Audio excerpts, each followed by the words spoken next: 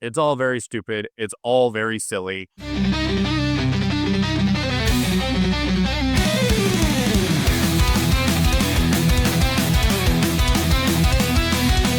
What's up, boils and ghouls?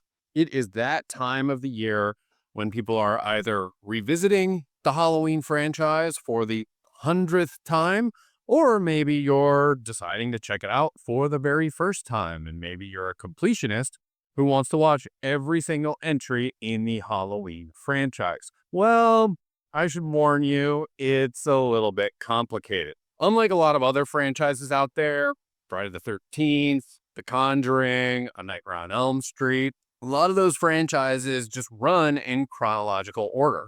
They might have spin-offs, they might have prequels, they might have reboots, but ultimately they're pretty easy to figure out how to watch. Halloween franchise, on the other hand, is a bit confusing. There are actually 5 different canonical timelines for the Halloween franchise, and it can be a bit confusing trying to figure out how the heck to watch them. In this video, I'm going to break down how you can go about watching all the different timelines in the necessary order. I'm also going to be breaking down what happens in each movie, in each timeline. So if you've never seen the movies before and you don't want them spoiled for you, you can just jump forward to see how the timeline is laid out. And that way you'll be able to avoid spoilers. Before we fully dive into the franchise timeline, please, if you like what you're seeing, subscribe, comment, like, all that good stuff. Now, without further ado, let's break down the Halloween franchise. The original timeline: Halloween, Halloween 2, Halloween 4, The Return of Michael Myers, Halloween 5, The Revenge of Michael Myers, and Halloween 6, The Curse of Michael Myers. In the original movie, Michael Myers is a little boy who kills his older sister on Halloween night. He's 6 years old, and the movie jumps forward 15 years in time to when Michael is 21 years old. He breaks out of an asylum and heads back to his hometown of Haddonfield, Illinois, to resume his murderous ways. He stalks Laurie Strode, played by Jamie Lee Curtis, and various other members of the Haddonfield community. The only real reason he's following Laurie at all is because he sees her drop by his childhood home. That's it. Michael's doctor, Dr. Loomis, traces him back to Haddonfield and stakes out his childhood home in hopes of stopping Michael once and for all. While he's in Haddonfield, Michael kills multiple different people, friends of Laurie, tries to track down Laurie, and is ultimately stopped. The thing about the original Halloween is that there's no rhyme or reason for why Michael is killing the people who he kills. The movie ends with a complete mystery and as a cliffhanger because Dr. Loomis shoots Michael and he falls out of a window, and when they go to check on him in the front lawn, he has vanished. That's all. That's it. Halloween 2 picks up almost immediately where the original Halloween leaves off. Dr. Loomis and the police department are trying to track down Michael. Jamie Lee Curtis's Laurie Strode goes to Haddonfield Memorial Hospital to try and recuperate from her wounds. This is where things get a little bit interesting. For the original Halloween, John Carpenter had to film a few extra scenes that he knew would be included in the TV broadcast version of Halloween.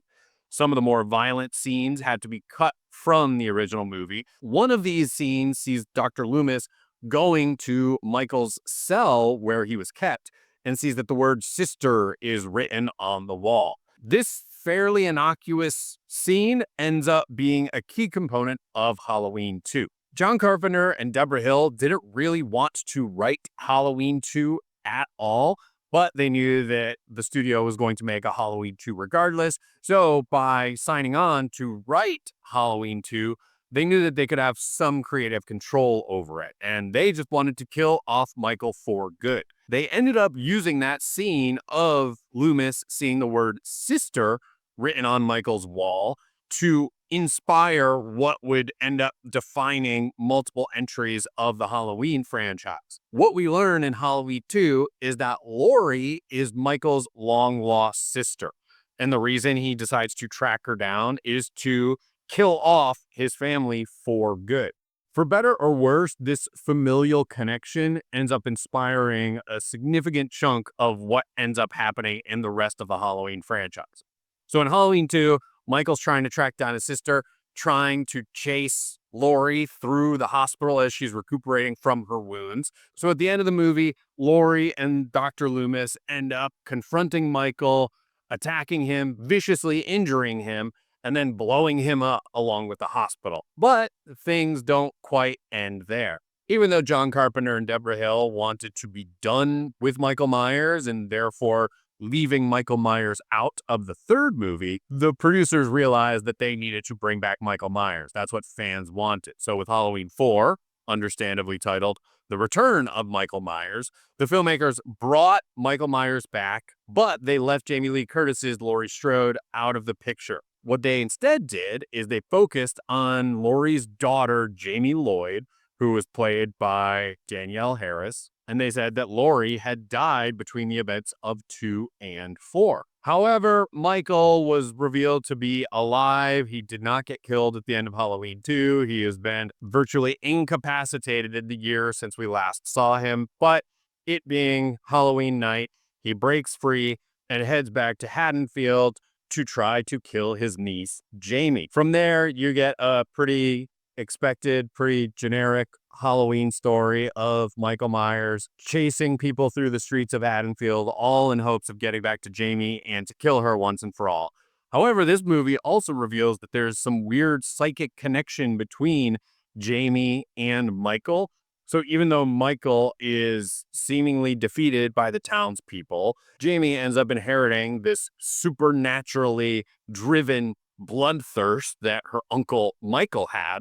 And the movie ends with her dressed as a clown, much like how we first saw Michael in the very first Halloween, dressed as a clown, and she kills her foster mother. That's where the movie ends. Halloween 5 reveals that even though Michael was mortally wounded, in reality, he fell down a mine shaft and was found by a hermit, and that hermit took Michael and took care of him for a year before Halloween came back and he reignited his quest to kill off his family. Meanwhile, even though Jamie killed her foster mother in cold blood, she's just been living at an institution, seemingly mentally damaged from the encounter and not speaking for the entire first hour of the movie is very, very strange. As expected, when Michael comes back, Dr. Loomis tries to track him down.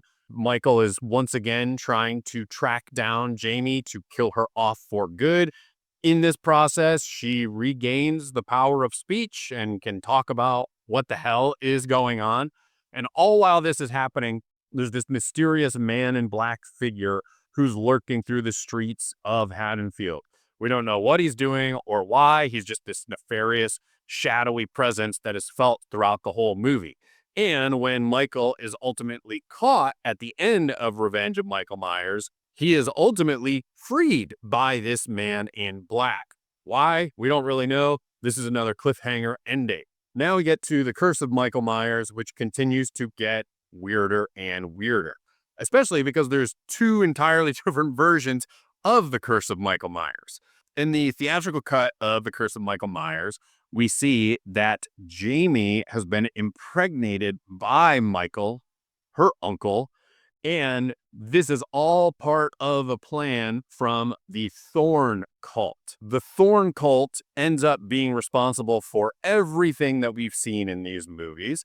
And what's happening is the Thorn cult performed a ritual that imbued Michael with this supernatural power and this quest for evil. And by having Michael impregnate Jamie, they're hoping to use this baby, Jamie's baby, to once again perform a bizarre ritual that gives this baby powers. Jamie is killed off early in the movie, and she manages to hide this baby in a bus station. But Tommy Doyle, who was the young boy from the very first Halloween, is now older. He is driven into a paranoid mania all about Michael Myers and trying to escape him and knowing that he is still out there. And he happens to be able to actually find the baby that Jamie gave birth to and hid in a bus station. But having this baby in your possession means you are a new target for Michael. So Michael ends up trying to track down this baby, which leads him on a collision course with Tommy Doyle. Tommy manages to reconnect with Dr. Loomis. They both are aware that Michael is trying to track down this baby. And in the theatrical cut, it's all very silly and in how Michael is confronted by Tommy and Dr. Loomis. Tommy manages to escape with this baby, but Michael kills Dr. Loomis once and for all. In the producer's cut, however, things transpire a little bit differently. There's still the cult, there's still Jamie giving birth to a baby, but in the producer's cut of the movie, Loomis becomes aware of what this cult is trying to do and manages to intervene. He uses runes and spells to essentially eject the supernatural force from Michael and take on this curse himself. The producer's cut ends with Dr. Loomis walking off into the darkness, having this power and this bloodthirst that Michael has, and walks off into the sunset, if you will. Test audiences weren't too happy with Dr. Loomis after all these years becoming the evil killer, no matter what was going to happen with him. So after the producer's cut was screened for test audiences, there were reshoots to turn it into the theatrical cut. What is super depressing is the fact that Donald Pleasance died after principal photography wrapped. So in the theatrical cut, he is just killed off screen. So they use one of his pre-recorded groans of pain to help establish that Michael has finally killed him off. That is where the original Halloween timeline ends. The Dimension timeline.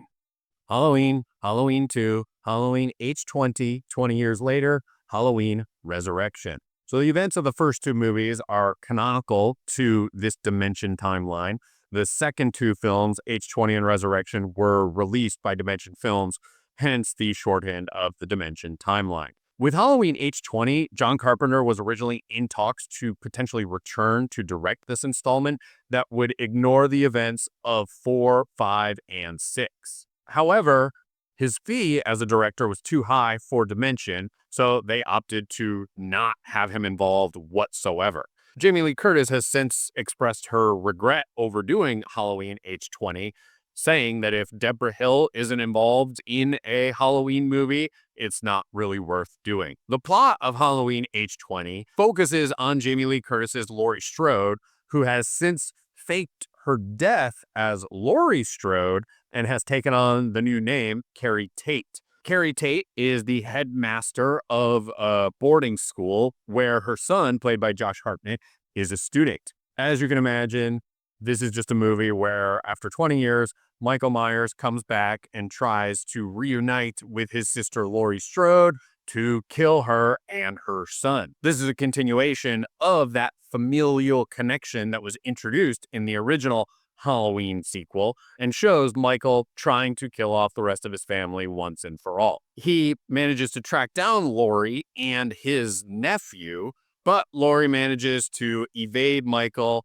and uses an axe to completely decapitate a masked Michael Myers. You would think that would be the end. However, Halloween Resurrection shows that Michael swapped clothes with a paramedic, and Laurie, in fact, decapitated a paramedic. When she realizes this fact, she is institutionalized. So the first 10 minutes of Halloween Resurrection shows Michael once again tracking down Laurie, finding her in the institution, and killing her off once and for all. That's what happens in the first 10 minutes of Halloween Resurrection. The biggest appeal about these movies, Laurie is removed just in the opening scenes. We can't really blame Jamie Lee Curtis for wanting out of this franchise entirely, especially after how disappointed she was with Halloween H20.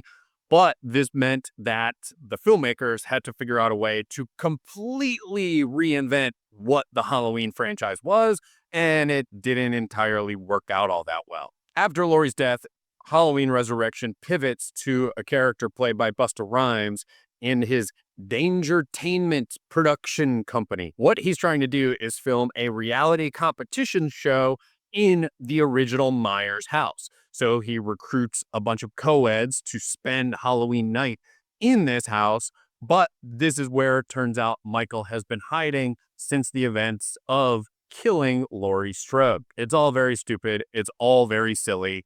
And the movie ends with Busta Rhymes somehow defeating Michael Myers, the ultimate murderer. Admittedly, sort of like how The Curse of Michael Myers tried to find ways to reinvent Michael, Resurrection does sort of hint on what Michael has been up to after killing Laurie, and it plants the seeds for some potentially interesting storylines that could have been explored. But this movie was such a disaster that this was the end of that timeline. The remake timeline. Halloween and Halloween 2. Throughout the 2000s, there were a bunch of remakes of beloved horror movies. Texas Chainsaw Massacre, Friday the 13th, The Hitcher, basically any iconic horror movie from the 70s or 80s got a reboot in the 2000s, and Halloween was no exception. Rob Zombie was coming off of hits like House of a Thousand Corpses and The Devil's Rejects, so it makes sense that he would be tapped to develop a new take on Halloween. His first Halloween follows a lot of the same beats as the original movie. The big difference is that Zombie spent the first hour of his remake really trying to establish the tortured childhood that Michael Myers had and how that impacted his murderous tendencies. We get that Michael and Laurie are siblings right from the jump, so there's no sort of reveal about the origins for his murders. So what we get is an hour all about Michael's tortured childhood, and then he escapes the sanitarium and goes on the hunt for Laurie back in Haddonfield. This second half of the movie is very similar to the events of the very first movie. We have Dr. Loomis, now played by Malcolm McDowell, trying to track down Michael. Laurie's friends get killed off, and at the end of the movie, he is seemingly defeated with Laurie trying to pick up the pieces of her life after finding out that it was her brother who tried to kill her. With Halloween 2, things start getting weird, and I am here for it. The first 20 minutes of the movie is just an extended chase scene of Michael trying to catch Laurie as she's recovering from her wounds. We get lots of brutal deaths in this scene, only for Laurie to wake up and realize that it's all a dream. Laurie is really just trying to move on from all of the horrors that she experienced in the previous movie. She struggles with post-traumatic stress disorder. She has strange visions and dreams about Michael, and even starts to tease that there might be violent tendencies in Laurie as well. Meanwhile, Michael has understandably survived the first movie and is trying to track down Laurie once again. All of the plot points of Rob Zombie's Halloween 2 are things that we've seen in other movies before. It's just Michael trying to reunite with his sister. We do get some weirder, more psychedelic elements where Michael is having visions of his mother, because his mother was really the only one who was kind to him throughout his life. So he feels driven to reconnect with her in some capacity, despite her being completely out of the picture. Halloween 2 ends with Laurie embracing her more violent tendencies and brutally killing off Michael. That's where Rob Zombie's timeline ends. The Blumhouse timeline. Halloween, Halloween 2018, Halloween Kills, and Halloween Ends. Here, Blumhouse tried to get back to the basics of what people liked so much about the Halloween franchise. They ignored the events of every sequel. There's even a scene in the 2018 Halloween where one character says, "Hey, didn't Michael try to kill Laurie because she was his sister?" And another character completely debunks that rumor. In the 2018 Halloween, Michael has been institutionalized for 40 years. A group of podcasters try to uncover what the hell happened in Haddonfield 40 years ago and what drove Michael to go on this killing spree.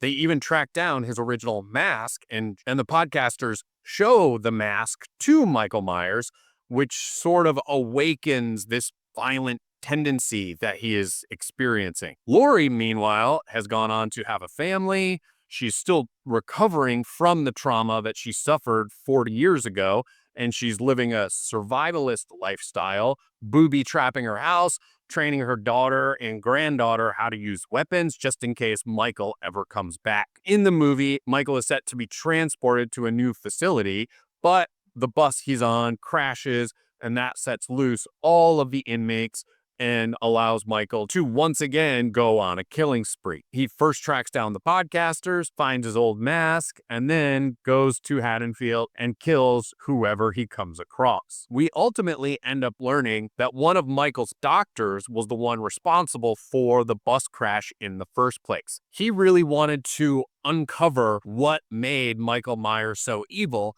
and felt like the only way he could truly figure that out is by witnessing Michael in his natural habitat. That habitat being the streets of Haddonfield. So this doctor essentially frees Michael, only for Michael to kill this doctor. However, through a bizarre series of events, Michael finds himself back at Laurie's house that has been booby-trapped, and he tries to kill off Laurie, not really because he has some sort of supernatural motivation to kill her, really just because he stumbled across her. Laurie, being much more prepared this time, teams up with her daughter and granddaughter to seemingly kill off Michael for good by trapping him in her basement and setting their house on fire. In Halloween Kills, however, we learn this wasn't quite the case.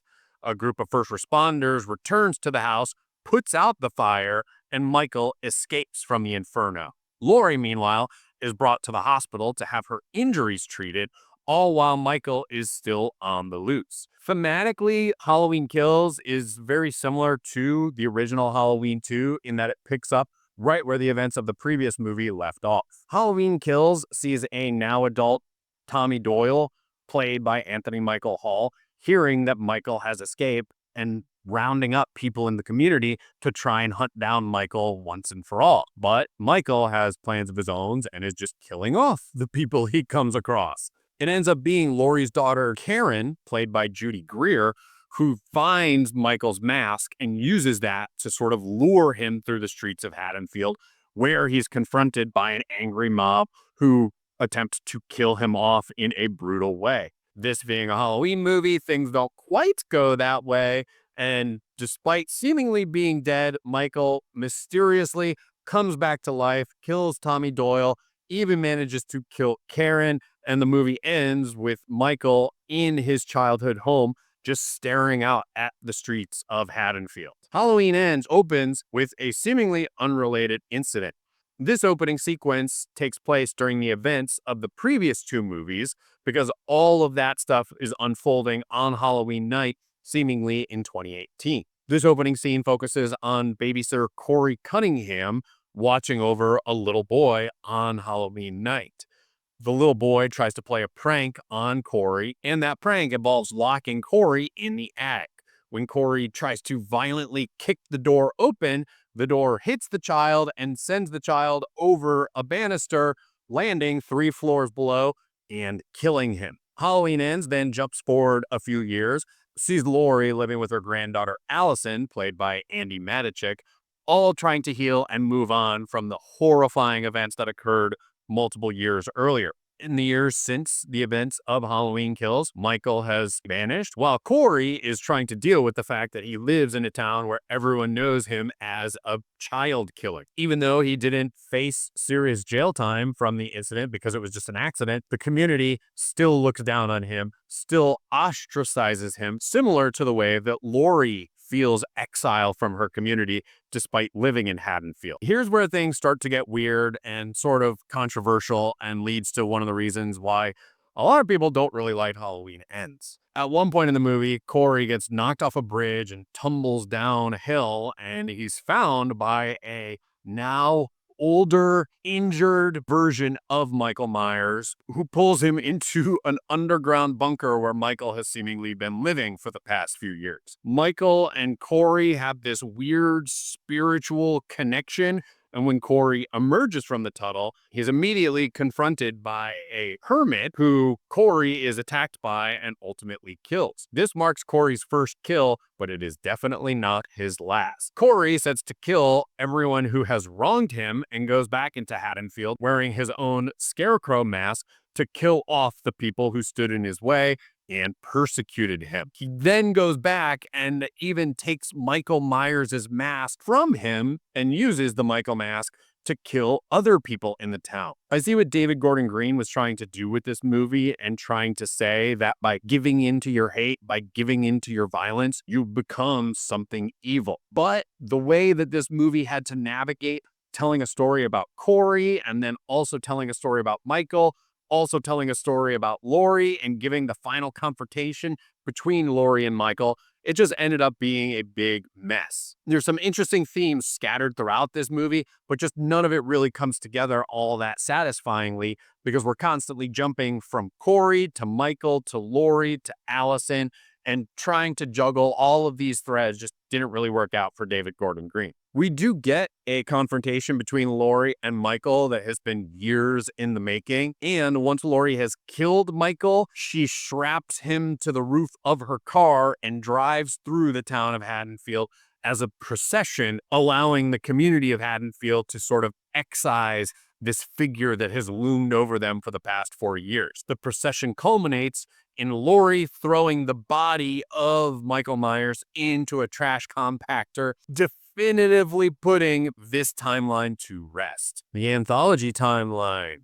Halloween 3, Season of the Witch. Sadly, this is the only entry in this timeline. As I previously mentioned, after Halloween 2, John Carpenter wanted nothing to do with Michael Myers. He wanted the character gone for good. Carpenter collaborated with Tommy Lee Wallace to develop this idea of Halloween 3. The storyline of Halloween 3 involves an evil mask maker who steals a piece of Stonehenge, grinds up the pieces of this stone, uses that dust to put in computer chips, and uses those computer chips in masks that he then sells as part of the Silver Shamrock Novelties Company. And when children wear these masks while a specific jingle plays on the TV, their heads turn to bugs. It's very weird, and I totally understand why people who went into this movie expecting just another Michael Myers story to be completely confused and probably pretty disappointed. However, taken on its own, it is a lot of fun. It's one of John Carpenter's best scores. He wrote the score with Alan Howarth. Tom Atkins stars in the movie and is as charming as you can imagine. And the whole thing is kind of silly, but it's very campy. Dean Cundy was the cinematographer, so it looks gorgeous.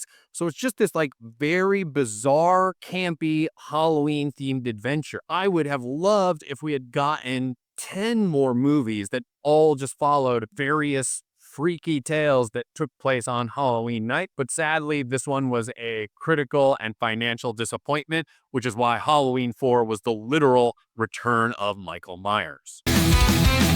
So those are all the different timelines within the Halloween franchise. If you only like one of these timelines and only watch those movies, I highly encourage it. Personally, when it gets to be October, the movies that I'm most looking forward to revisiting are the first 3 installments in the entire franchise. If you want to see my complete Halloween franchise ranking, you can click this thing up here and see how they all stack up to one another. But before you do that, please make sure to subscribe. Make sure to like this video if you like this video, and leave me a comment if you found this video helpful or thought I completely botched everything. Thanks for watching, and happy Halloween!